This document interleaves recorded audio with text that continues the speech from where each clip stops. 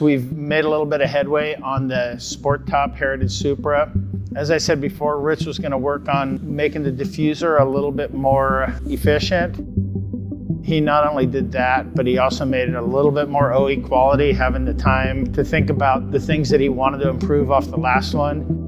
We also have the flow coming from the bottom of the car onto it, smoothed out a little bit. The exhaust is well on its way. The downpipe is in. The location of the pipes coming out the back are also in place now. Here's the diffuser. As you can see, it's completely hand-built. 2-in-1, all stainless. Center exhaust over there.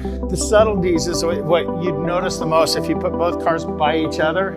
There's just little improvements in this, and then there's way more repeatability also. We were worried with not having a roof in it.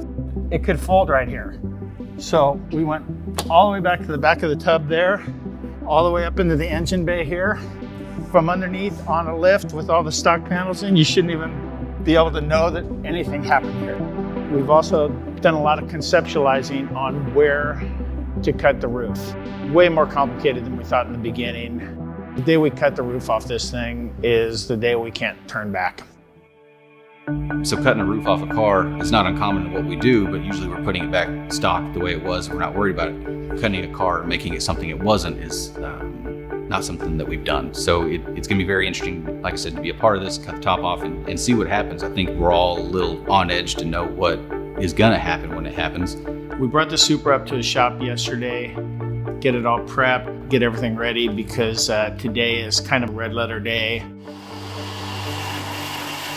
Steel was a little harder to cut through than I expected. We tried with an air saw first. We got nowhere real fast. We were 20-30 minutes into it, and it only moved the line about 1 inch. And I'm like, oh no, this is gonna be a lot harder than we both thought it was gonna be. The fact that he reacted the way he did and said, all right, let's try something different. I love that. I love working with people like that who aren't so locked into their box. 10 minutes later, we're halfway done. I think it's an iconic thing for the car to have a removable hardtop. So I think the first one to cut the top off, to bring it to surgery, put it under the knife, I'm pretty honored to be a part of that. Really happy with the way the lines were cut on it. We still have a lot of cleanup left to do on it. Obviously it's a work in progress, but man, oh man, it feels good to be able to actually see what it's going to look like in 3D instead of on a rendering. I'll probably sleep tonight. Been stressing a lot about this with regard to cutting out a huge part of the structure of the car.